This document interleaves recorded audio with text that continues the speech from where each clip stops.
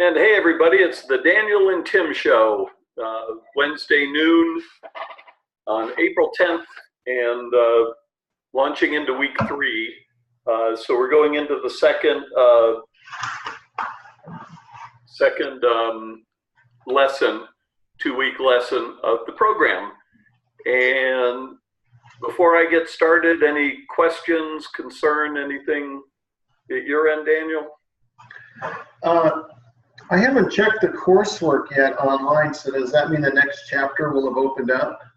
Yes, that's exactly right. Let me go ahead and I'll share the screen and show you how that looks. Okay, I'll check on that this afternoon.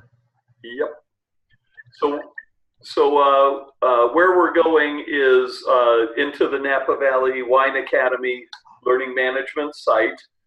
And so when you scroll down to the bottom, you will now see the new lesson is open down here. Okay. Excellent. Yes. So just log in, go down there, and when you click on that, it'll give you an overview of what we're doing for the next couple of weeks, and some sites to visit, some places to go for information, and then a reminder of doing some homework. And one of the things I encourage everybody to do at this point, explore some different business models and try and see what you can learn about Meiomi and its business. Give up your personal stuff. And Meiomi to me is just one of these great examples of the chasm between the wine experts and wine consumers, and how, frankly, and we'll cover this at the very end of the course, but I do a lot of research into consumer perception and expectations versus expert opinions and what experts look for. So the chasm I'm referring to is a lot of people complain about Meiomi because it's got a small amount of residual sugar. It's incredibly successful. It's the #1 selling Pinot Noir in the world at a pretty decent price point. And the business model was to build a facility unencumbered by vineyards. So all the wine is procured by grape contracts and also with bulk wine, to create a product that consumers respond to, that hits that sweet spot, and then be hugely successful in the wine industry. Now, this is a family that has a very long history that in the business. It comes from Caymus, the Wagner family. But they were able to develop the brand such that they sold the brand and the winery with no vineyards for over $300 million. Okay, so then the other thing is in the back of your mind, start to pay attention to how disparate what the market is actually responding to in a big way versus trying to carve out your little niche of heaven in Paso Robles. And a lot of times there's a reticence for making wines that are delicious or that consumers are asking for, and so forth. So anyways, Meiomi makes a really great example of that. The other case study to kind of look at is Cameron Hughes. And what Cameron's done in primarily working with bulk wines, creating a marketing domain that's online based, over time adding to his own product list that's virtually all sourced from the bulk wine market, but then also adding wines from other regions. And the Cameron Hughes model is based on relatively short-term availability of products that are identified by certain lot numbers that that people who are moderately aspirational, who are looking for new and different things, there's always something there to look at. So really, really recommend that. The Prisoner, Costa Brown. We've had Dan Costa in the class before. Actually, let me make a note of something.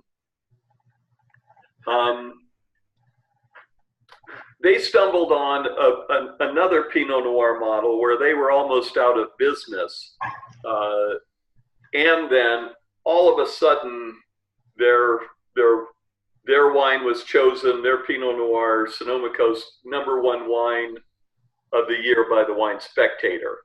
Now, you can't write that into your business plan that that's actually going to happen.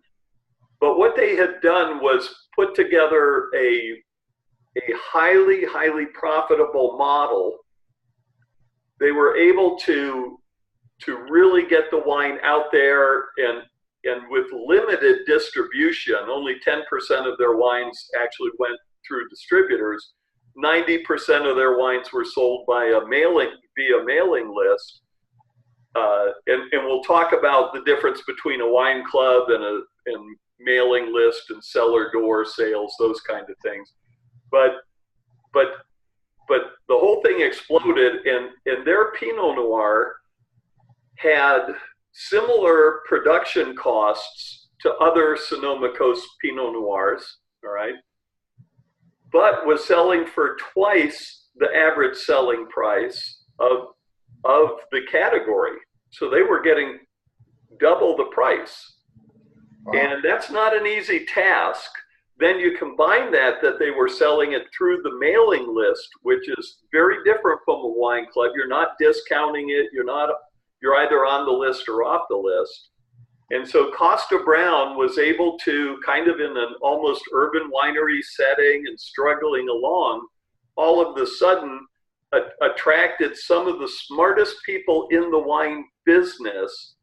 Who there's these consortiums out there, and for a percentage of the winery, without giving up controlling interest, they simultaneously got some of the smartest people in the business to become part of their business, and maybe even more importantly, $40 million of investment.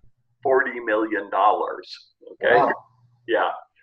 So these are the kind of things to look for, to say, what am I really trying to accomplish? Who's done it well? And again, what happens is the enthusiast in us go, oh, I don't like Meiomi. It's got this little bit of residual sugar. People love it. It's got to be crab. What kind of cockamamie idea is that? And then we don't stand in awe and appreciate what they accomplished as a business for any of these businesses. Now, Cameron Hughes, if you do a fairly thorough case study and look for some business articles on it, Cameron Hughes went through bankruptcy, Chapter 11 reorganization, and so on. Costa Brown, as I mentioned, was nearly out of business. The Prisoner was able to use, as I was mentioning Monday night, a blend and hitting a target product flavor style, having the right message, an extremely clear vision, mission, and goals for what they were trying to accomplish, and they sold as well. So anyways, these are fun to look at, okay? So that's your basic guidelines for this next 2 weeks. Any questions, Daniel? Yeah, just a quick one that came up the other day. How long are these course materials available online? Are they available after the course is over? The course materials, what you might want to do is if there's articles or if there's things, I would copy and paste them to another document. It's a really good question, actually, because you have up to 4 weeks to turn in your workbooks and your final project, which we'll get to at the end of the course. You'll have access to the actual WineBizSim, the spreadsheet server workbooks. You'll have access to those for a year.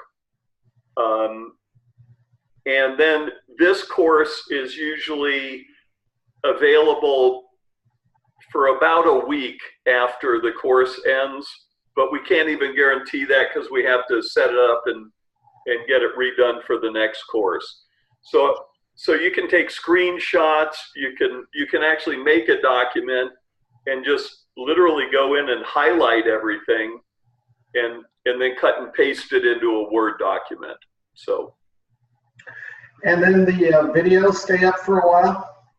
Yeah, the video, once you've got the link, those stay up for a long time. So just keep those emails, and you can refer to them by the date that I sent the video link out for the class. Okay, thanks. Yep, great question. That's actually really good. That'll help a lot of people. And again, you know, I really work to make this course flexible for everybody and to meet your needs as much as possible. A lot of people need the certificate. Some people don't need the certificate. So again, communicate with me on your specific needs. I'll be glad to do everything in my power to make it work for you, whatever you need. Okay? All righty.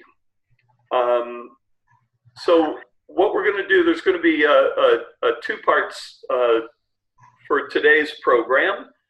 And part one is going to be going through the lecture. I hope all of you have a good idea of what goes into a product in the vineyards, in a grape contract, the different ways people can source raw ingredients, you know, for their winery, and certainly economies of scale come in and play big time into all of this.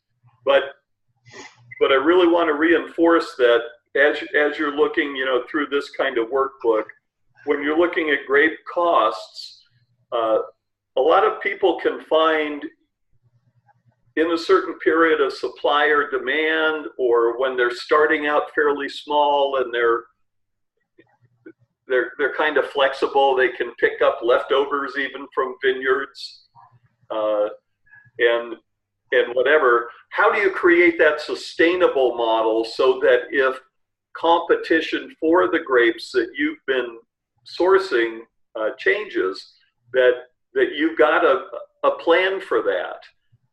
If you've hit a certain production level and you've got contracts, and all of a sudden you're looking at your sales forecasting, you're looking at market demand, and it's waning. Let's say it's on the decline. How do you account for that so you're not just stockpiling grapes and ending up in court and making more wine than you need?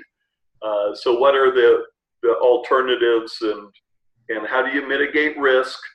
How do you maximize profitability? And what does that look like in terms of grapes?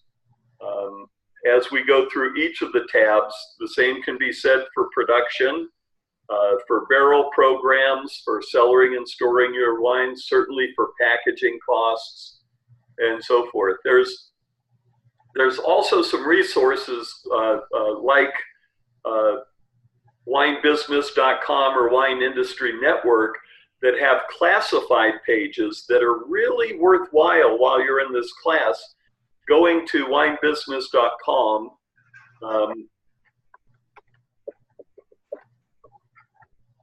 and let's see, and then go into their classifieds. You wouldn't believe how many small wineries actually, when they need bottles, they go into the classifieds and shop for leftovers. Actually, that's a nice musical break. Sorry. Not a problem. So go into into here, and then you can look for, let's see, more, I think it is, and you can go into the classifieds for grapes and bulk wine for all sorts of jobs and job descriptions. And if you're looking for a job, or if you're looking to hire one, it's great to go in and see, what kind of job descriptions are out there, what kind of opportunities are out there, et cetera, et cetera. I'm going to go ahead and mute you for a second. Oh, you are muted. Great, Daniel. Thanks, buddy. Used barrels. So again,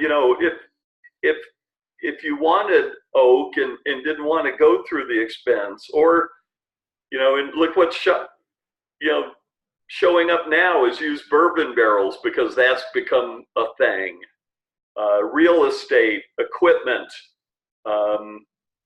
and services and supplies. And in services and supplies, you could look for bottles and find people that had excess inventory of high quality bottles that you can buy for pennies on the dollar sometimes. So a lot. It's easy to think that, okay, I'm starting a winery. I need to, to do business a certain way, and hopefully in this class this will help to break it up. Okay. All righty. So what we're going to do now is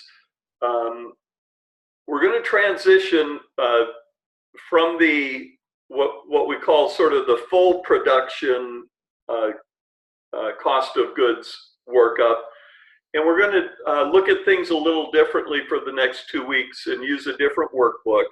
The way you get to it is open up one of your projects, go into auto filter, and there's auto, and then you're going to select the blending profitability workbook, and then don't forget under here you need to hit new. All right. So we're going to kind of change gears and talk about a different production model, but also a part of the wine business that a lot of people are really, really surprised to learn about, and that is the business of blending. And there's two ways to look at this. One is, I'm a vintner. I've got my classic varieties that I've grown the grapes or purchased the grapes, and I've made the wine. And now I've got what's called material. I've got a certain amount of Cabernet Sauvignon, Cabernet Franc, Merlot, those kind of things. Or maybe I'm doing a Rhone blend or a Super Tuscan, or maybe I'm doing a sort of California blend with Zinfandel and Syrah or Petit Syrah and Carignan, whatever it is. So one model is going out and finding the wines in the bulk wine market and blending a wine. The second would be, you've got the material, you own it. Now you're going to need to assemble it. In French, it's called the assemblage. Okay. So the way this blending workbook, you'll appreciate it's short and sweet. And the front page is the same key drivers. But instead of the grapes and whatever, whether it's out of your own inventory, you're going to think of material, which means finished wine, that you're going to think of it in terms of how much did it cost me per gallon, and then what percentage of what am I going to assemble, in French, the assemblage, to make the wine. All right. And this is anywhere from Lafite Rothschild, Chateau Latour, Opus One, all the way down to 2 Buck Chuck. This is a really, really critical process. And in the critical thinking part of it, what you're trying to weigh is, all right, how can I make my product for the lowest cost possible while meeting or exceeding the needs of the market. Okay? So that's basically what you're trying to do is figure that out. And so we'll go through this a little bit more, and then Monday night we're going to do a complete kind of wrap up of this. You put in the name or ID and the cost per gallon, what percentage of the blend of wine is, and you can put up to 8 different wines. And then you've got fields for the additional considerations. And don't forget, this is unfinished wine. This is in tank or in barrel or in whatever kind of container. So you can still do things to the wine to possibly improve it or change the profile.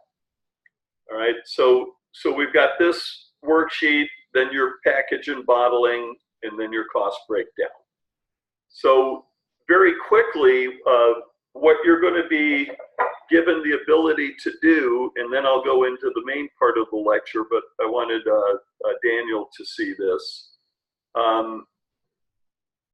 You are going to be given, I'm going to send you a PDF with, this is an Avery template for stickers if you want, but this is kind of what you get if you get bulk wine from a supplier, and they send you a sample. It'll tell you what the ID is, the date, variety or type, vintage, and all this kind of stuff.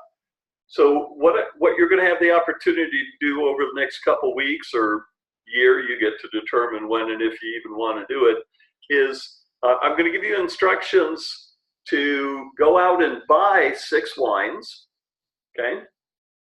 I'm going to give you a pricing formula so that you can come up with a relative cost per gallon. And then you can actually do a wine blending, and you can do it with tablespoons and cups and measuring things, or you can, if you've got, some measuring stuff like this, you can go out to a lab supplier or order online and so forth. And if you're really fancy, you can even go to a wine supply place and get oak extract or oak chips to embellish your wine. And you're going to go out and buy six wines off the shelf. You're going to soak off the labels or decant them into, I just keep extra bottles around and put them in the bottle. And then you're going to make up a label. Now, Roger, have you ever been to a wine blending at a winery, kind of one of those fun things? No. So basically, what you'll do is you set up your wines. You get a couple friends or business partners or people off the street, and you set up a bunch of glasses. We've got a tasting sheet for you so that you can have everybody taste each of the 6 wines, and then start to make trial blends and see if you can come up with the best possible product at the lowest possible price. Okay, so that's kind of how this game works, and I guarantee you it's a lot of fun. And again, we'll go through this a little bit more in detail, and I'll send you all the materials today. Okay. Here's availability. I should have the more recent one of this. This is one list of Australian bulk wine that was available February 1st, 2017. I should have the 2019. But what I want you to look at is how frickin' much wine there is here. Now, this is in liters and it's in Australian dollars, but the long and short of it is there's 10 pages of product, as you can see, from different vintages, from different locations, for prices ranging from 85 cents a liter to $6, $7, $8 a liter, and that all these prices are negotiable also. This is how Yellowtail got started. when there were literally billions of gallons of unsold wine in Australia available for pennies on the dollar, they had a business plan. Yellowtail's initial plan was 250,000 cases of wine. It absolutely exploded. It was completely accidental and unexpected, and they surpassed the 250,000 case level. They produced 12 million cases at the height of this. Now, the other thing is it wasn't sustainable at the level it was early on because they were depleting. They did such a huge favor to the Australian wine business in one way by depleting these millions of gallons of excess inventory, but they also did damage because it really put a ding on the marketing value of Australian wines, and the brand image became, for more people, cheaper, less expensive. And so again, there's the plus and the minus. Now, for the MW students in the course and for people starting your own business, this is something to really, really keep in mind in terms of how you're going to, again, create a sustainable business model. And sometimes by relying on certain market conditions for an opportunity like Yellowtail, they're now diversifying their business. They're buying up estates and whatever. But this was a great study in bulk wine. All right. So the other thing is that people often equate bulk wine with cheap wine. Do not make that mistake. All right. And thanks, Daniel. See you, buddy. The quality of wines that can potentially be out on the market all around the world. This is France, this is Australia, US, Italy, South America, you name it. Ranges from stuff that's frankly garbage and would find a real tough time finding a home, to absolutely high quality, world-class Cabernets, Chardonnays, wines that are already blended, and that there's a business of dealing with excess inventories from the winery and so forth, that people who know this business can really leverage their knowledge of how this business works. And so a lot of people have made a lot of money in this avenue.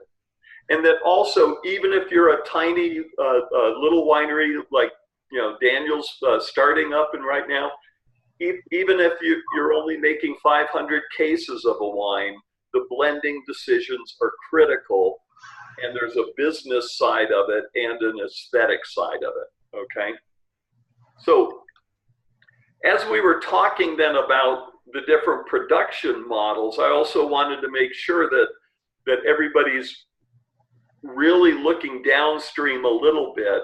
So regardless of whether you are a full functioning estate winery model, whether you're part of an alternating proprietorship, whether you're having your wine custom crushed under contract, whether you're buying and selling negociant wines, you've also got to keep a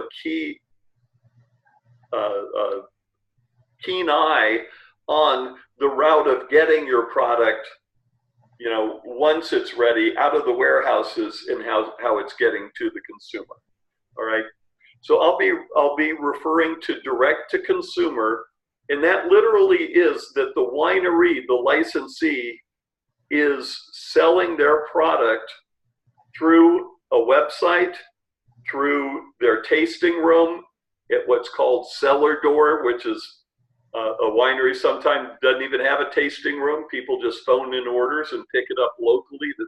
It's much more of an Australian thing, but it has a lot of favor in the US. So direct to consumer is that there's no intermediary between the winery and the customer. There are internet resellers that are online transactions that are not direct to consumer, because the intermediaries actually getting a piece of thing and marketing things and whatever, okay? Direct to account, I will be talking about, and that's where in the state that the winery is located, they can almost always, as far as I know, hold a wholesale license to sell directly as the distributor to restaurants and stores and hotels and so forth. So direct to account is where the winery holds a wholesale license. A lot of people say, oh, that's great, it cuts out the middleman. I will say this over and over again, no, you become the middleman. And you're assuming a lot of risk and the accounts receivables and cash flow. You've got to make deliveries, you've got to service the accounts, etc. So that's the direct to account. An internet reseller is a third party that's promoting your wines and probably many more. So wine.com, if Amazon.com gets back into the wine game, they would be a reseller. And in many ways, Cameron Hughes is an internet reseller because they'll actually represent other wines and so forth. So that's online sales, but there's an intermediary who gets some percentage of the sales, however that's contracted. Three-tier system is the classic distribution, and the 3 tiers are actually 3 levels of licensing and permitting. So tier number 1 is a licensed producer who sells to a licensed distributor wholesaler, who then in turn sells to a licensed store or restaurant. And so that's that model.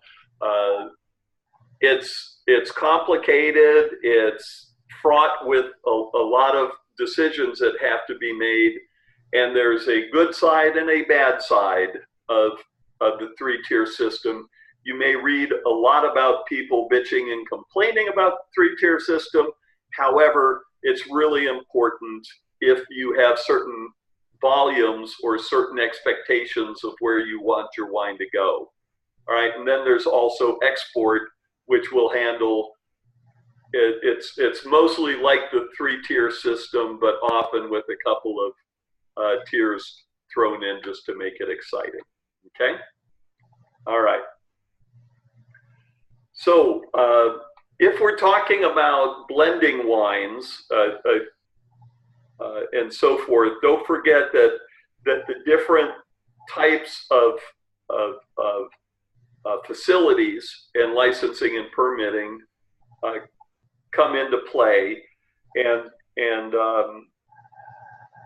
that always and this is really important. If you're doing the blending exercise, create a name for your wine. Have somebody draw up a label. If you have 2 or 3 or a half dozen people that you're doing the blending with, which can be really fun, give everybody a job description. Okay, you're the CFO, so you've got to enter the numbers into our cost calculator. We need somebody who's going to be the winemaker, who has the ultimate authority of what the final blend is going to be. We've got somebody who takes on a marketing role and making sure that the wine satisfies the financial and the winemaking, but does it satisfy the needs of the market, those kind of things. So that's kind of fun. All right. So as we look at the big picture, we're in the production end of things over here, and then whether you're a winery, a custom crush client, or just working with a facility who's working with you to blend your wine and bottle it and label it and get it prepared, always think, and this is a reiteration of the 3-tier system, and then this is kind of a schematic of how do you get it to the consumer. Everybody should have at least a little bit of knowledge of the actual wine production supply chain. And then this one throws in the bulk wine distributor and transit sellers and that kind of stuff. So again, the schematic, or if you will, the supply chain that I want you to really, really get intuitively by the end of this course is what happens in the vineyard and when and how long does it take and how much does it cost to achieve a product there that has to be marketed, and there are grapes that sell for $200 a ton and for $50,000 a ton. Why? What in the name of God would be the difference between that? Then in production, what's sort of the general flow of production for red wine and for white wine and sparkling wine and even fortified wines and sweet wines like ice wine or late harvest wines. All right, and then once you're done with there, then you've got to get to the filling and the package and create your finished goods. So what goes into ultimately that cost of finished goods, and then we'll be going through the supply chain and sales distribution and so on. After this 2-week period, we'll start to enter into there, okay? So what goes into a product in wine? You can see that's a picture of a blending set up with these bottles. I conduct these for different fundraising and corporate event and learning events.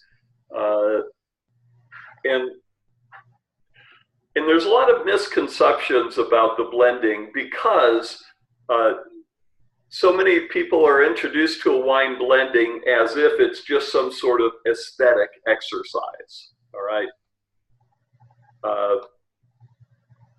As you're going through this from a business standpoint, you're actually going to start to have to think about, all right, where can I reduce my costs in this? And this is, again, regardless of what your production model is, but large wine companies have full-time grape brokers. They have people that do nothing but meet with growers and go assess crops. They'll consult. They'll help the growers to achieve a better product and lower their costs. But their primary job is they've got to negotiate for the raw materials. Same thing goes through with production and all the way down. So number one thing that you're looking at when you're doing your wine biz sim for the blending is where can you reduce costs? If you're making 500 cases of wine or 50 cases or 500,000 cases, what are you going to pay for your bottles and your corks and whatever? And some people may be in business for many years paying a premium for bottles and boxes, never knowing that they could actually go into the classifieds and find really high quality leftovers for a dramatically lower price, okay?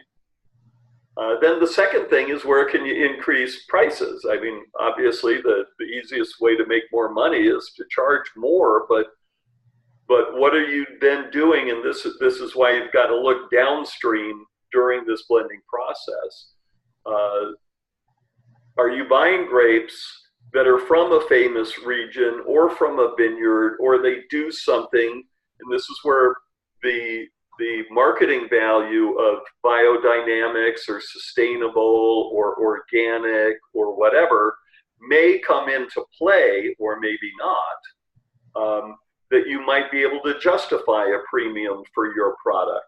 This is where The Prisoner makes a really great model in premiumization for doing a blend and how they did it. And I already mentioned Kosta Browne, which was able to achieve double the selling price of the category for Sonoma Coast Pinot Noir and sell it all out every year. Then the other thing to keep in mind is Downstream, once you sell your wine to a distributor, the distributor takes ownership. They now own your goods. How they mark it up, how they store it, how they promote it, you may or may not have some say in that. And again, depending on the prestige you've been able to create, your relationship with the distributor, you really lose control of your product. You know, you'll want to have a plan that you went into to support the product in the market and so forth, but you've really got to understand you've lost control of it. Even if you're selling direct to account, so you hold a wholesaler's license and you've got your finished goods in a warehouse, you get an order from this bed and breakfast or this hotel and store, you've got to get it to them somehow and distribute it, so and invoice them and all those kind of things. But once it's in their hands, it's their product. Okay, so that's important to understand. And then the other thing is we used to have another form of the wine biz sim, but we were able to do a Chardonnay demonstration and do a Chardonnay, do the price workup with a sort of, if you will, industry standard oak program. All right. And so the way it looked is there was, you know, it was like a $20 Chardonnay, and we're going to make a few thousand cases of it, nothing huge, but enough to, you know, to be a real business. And then with like French oak for 6 or 8 months, and then we would look at the margin.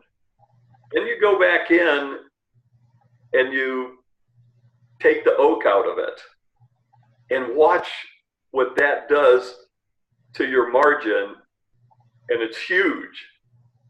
So part of the homework that I want you to do also, and especially this one, I want you to think about how much more profit there is in an unoaked Chardonnay. How valuable it could be, and how much more money you have in your budget for marketing the virtues of unoaked and the purity and the blah, blah, blah. But really understand this is a big business play because you've all of a sudden got more money to spend on promotion and incentives and bonuses and so forth. So go into a store near you and go to the Chardonnay section and start to look around and see if you can find the highest price unoaked Chardonnay that you can find.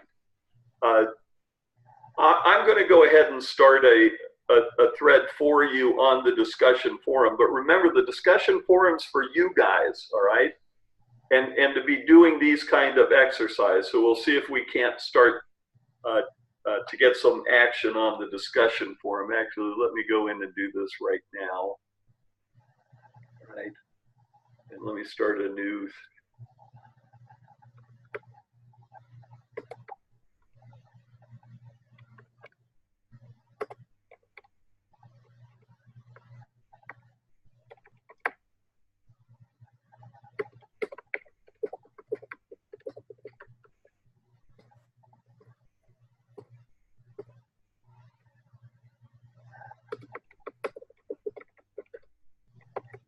Right. And really understand that this is a big business advantage and profitability is extremely high once you eliminate the oak program. All right, so back to our the other thing is that again, there's this idea that in winemaking they're sitting around, oh, what's the best combination with you know, this amount of Cabernet and this amount of Merlot. I really want to dash your thoughts that the history and the business of blending is as old as wine is, thousands of years. And even in the highest quality chateaus in Bordeaux, for example, they plant their vineyards based on certain things like frost and and adaptation of certain vines to different maybe soil types and that kind of stuff. At the end of the day, their job is to make sure every frickin' drop of that goes into their wine. And in the reality of it, it's if you've got a crap vintage for Merlot and you had or a small crop because of frost and you lost a lot of that fruit, then Merlot goes down that year. Or maybe the Merlot did great and the Cabernet, you got rain at the end of the harvest, it didn't do so well. You don't put very much in, or maybe you don't have much to put in. But the history and what goes on in blending is to maximize the use of all the material you have at the disposal of your chateau. This is Lafite, Latour, and everything. So it's not what we think, the truth versus the fertilizer. And there's so much new emphasis that the nouveau wine experts are all talking terroir and blah, blah, blah, with no freaking clue what it really means. I'm sorry, but it just means territory. And there's so much BS about,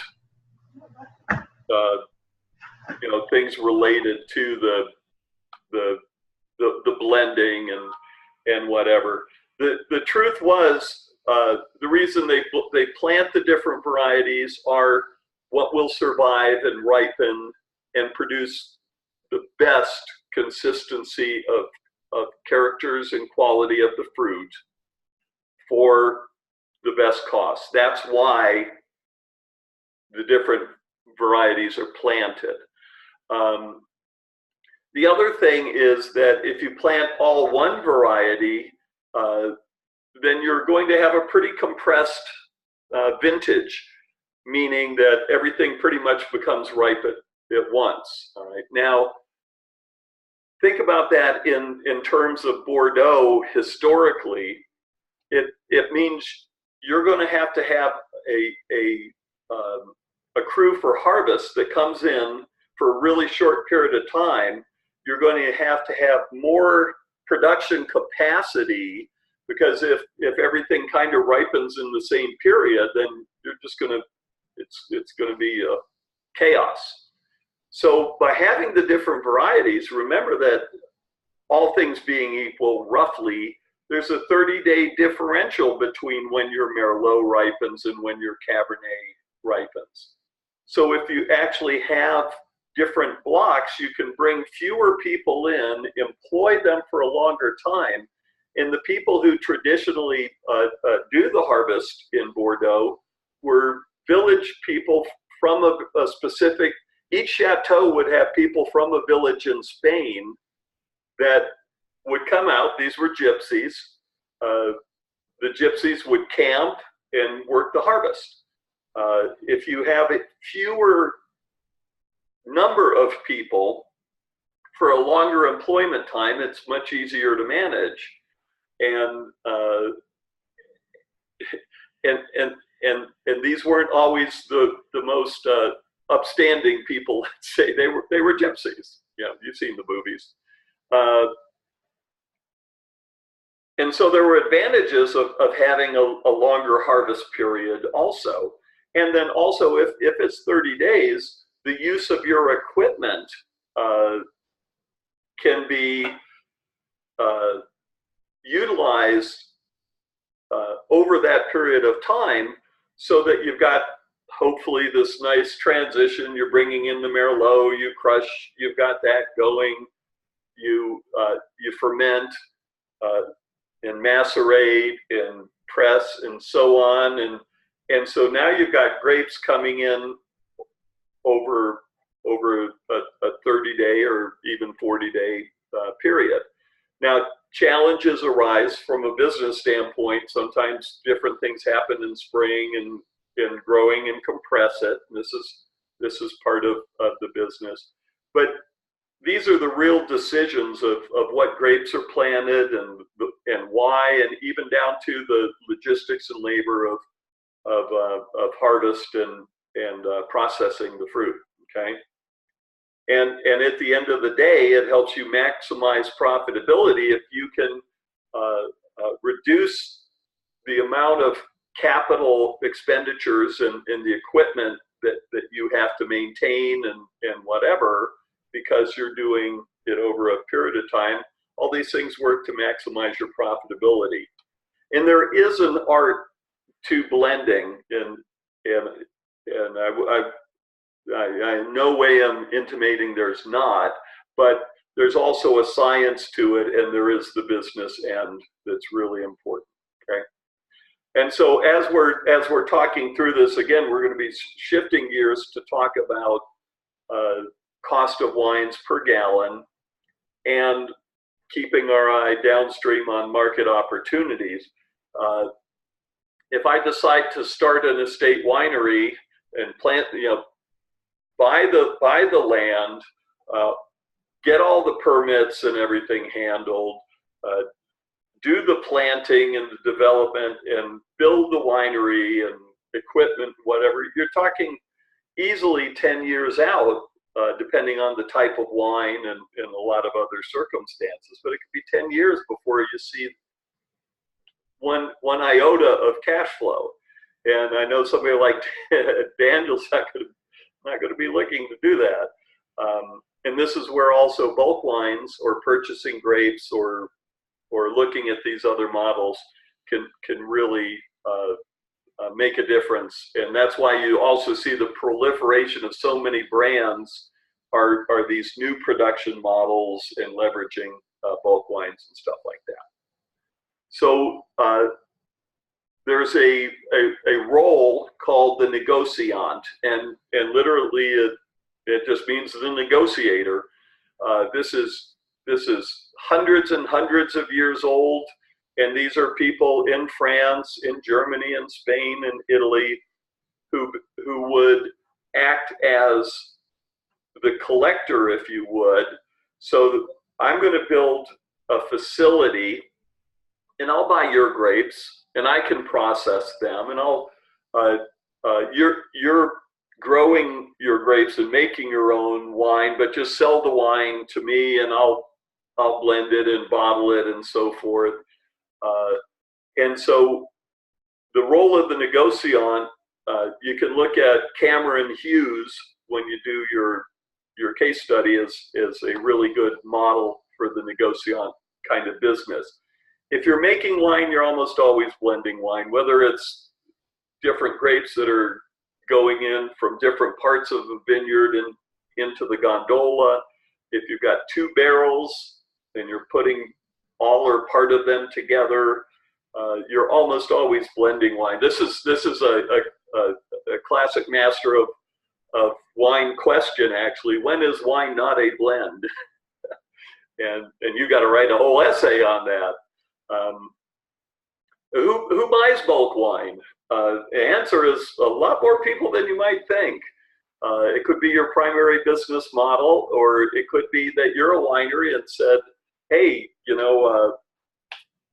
there's this big trend for rosés. I don't want to start with the grapes and this and that. I'm going to either look what's on the market for rosé wines that meet my quality, my brand promise, that kind of stuff. Or I'm even going to say, what if I bought some Viognier and put some Cabernet Franc into it and so forth. So that would be acting on an opportunity or a trend. Moscato is the same kind of deal. There's all sorts of opportunities out there. And then sometimes you're buying bulk wine to augment your own production. So, okay, I'm getting my estate fruit, but I really need to increase my production over time. So I'm going to use my estate as the base and then augment it with bulk wines. And then the flip side of that coin is why would you sell bulk wine? Well, I talked earlier about the grape contracts and mitigating risks. So imagine at some point you've got contracts that you want to honor, but the market's starting to decline and your inventories are backing up. And so you go ahead and accept the grapes you're under contract for, you make the wine, you then forecast what you think you're going to be able to sell, and then sell the excess as bulk wine. And it's an interesting historical kind of sequence.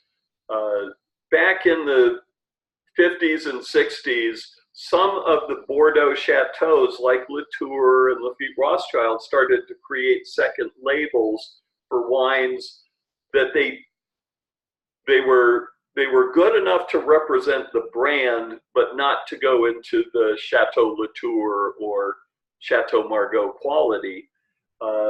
And so they created second labels that are Pavillon de Chateau Margaux or Les Fortes de Latour for Chateau Latour.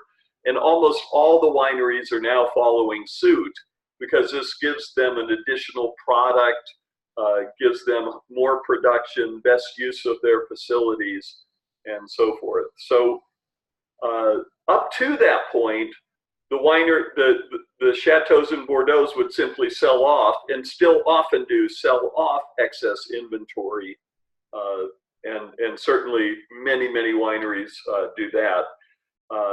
And so one is just the excess, and the second would be the wines that don't meet the standards of the primary or even the secondary brand. So something happened in this part of the vineyards, you kept those grapes separate in wine, it just doesn't have the color or the intensity and whatever, so you sell it. And then production being greater than careful sales, it's basically the same as inventory, so you just sell it off, okay? So leftovers, why you might have your own inventory. This is, for anybody who's interested, look at Conundrum White. It's a great case study that started as Caymus Winery had leftovers. And they said, well, what are we going to do with the leftovers? Well, let's throw them all together and see what happens. So they put Chardonnay and Moscato and Viognier, I think, and Sauvignon Blanc or whatever, and they just made something. It was a little bit sweet. It smelled awesome. They sold it in their tasting room, and it was a hit. And it's now a hundreds of thousands of cases brand, and at a really key price point. It started as a $7.99 a bottle Napa Valley product with leftovers, and now it's a multi-hundreds of thousands of cases at a $25 selling price. And just a California, so they can source and they can buy bulk wine or they can process or whatever. And again, just that's what they did, okay? So who's blending and why? Well, the best product for the lowest price point. And sometimes if you know how to work the bulk wine industry and in that part of the business, you negotiate. These people are saying, we're selling this for $12 a gallon. You might be able to get it for $5 a gallon. Two real quick stories. A bit ago, I was contacted about a large quantity. I think it was somewhere in the range of about 50,000 gallons of Pinot Noir that somebody made a mistake and had blended Oregon into California, and it was really delicious, but it couldn't be sold in. I think it couldn't be sold in California because of the proportion of Oregon, or it couldn't be. Anyways, they screwed up, and they were out asking $15 a gallon. We had an accepted offer to buy it for $2 a gallon, but decided we're just not in that business, and it's a glittery object. So that's the kind of stuff's out there. People are blending to assemble a wine because they want it to be representative of a region, or because it's required by law, such as in Tuscany or in Bordeaux and so forth. So because you want to take advantage of your own material from several different vineyards and different grape varieties or whatever, or you're blending all Pinot Noir, but just from different blocks or for different places that you purchase from. One of the things I talk about terroir on a different level. It doesn't have anything to do with soil. The etymology, other than there's soil on the land, but the word terroir does not come from soil. It comes from land. So it's more territory. Chateau Margaux was owned by a family in and through the 60s, and their quality went down. And the quality went down not because of the terroir or because of the soil conditions or whatever.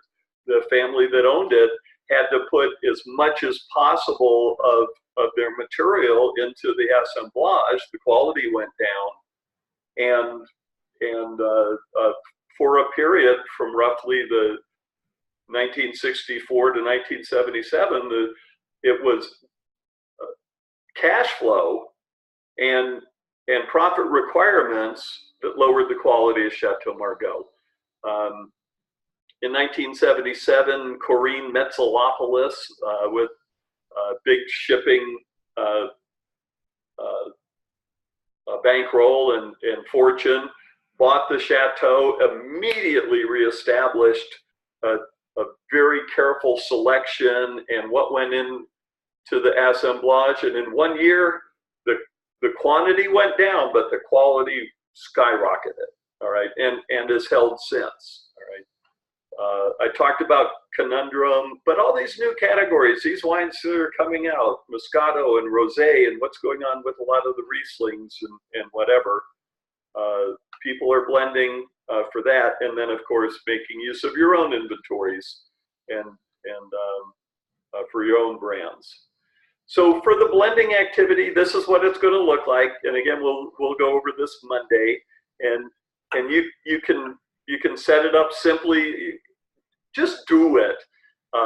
There's nothing to turn in, so this is totally up to you. But I really encourage everybody to do this. What you're going to do is use the WineBiz sim that I already showed you. All right, so it's this new specific blending sheet, and then the next part of this is going to be going into a store, finding 6 wines. You can sort of make a target. You want to make a $10 wine, you want to make a $20 or a $50 bottle of wine, but you're going to go into a store and find those wines, and then the instructions of what you're going to look for and how to price it is going to be here. All right.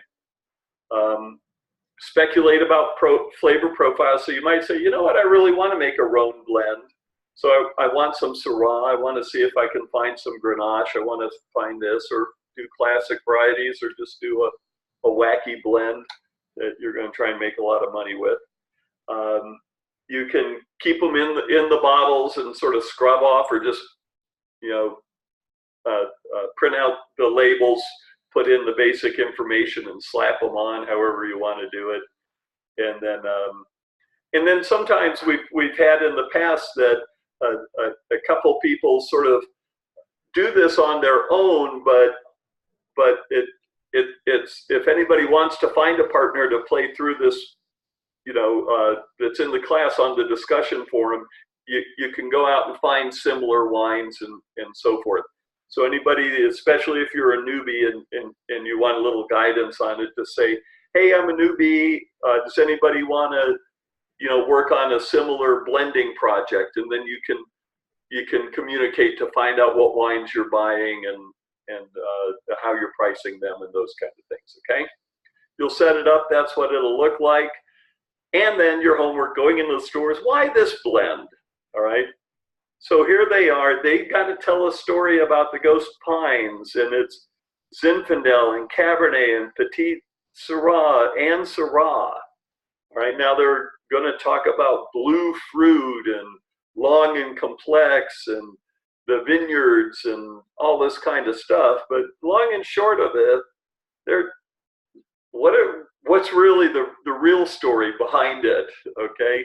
And so play around and look at the different blends that are out there and the grape sources from Paso Robles to California to Napa Valley to Italy to France to Spain and Australia, okay?